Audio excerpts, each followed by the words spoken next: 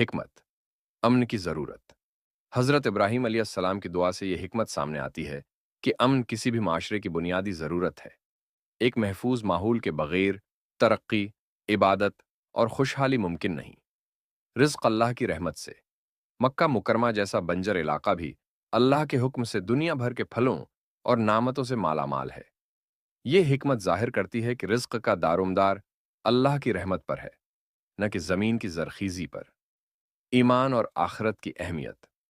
حضرت ابراہیم علیہ السلام نے خاص طور پر مومنوں کے لیے دعا کی، جو یہ حکمت دیتی ہے کہ اللہ پر ایمان اور آخرت کی تیاری کامیابی کے لیے ضروری ہیں۔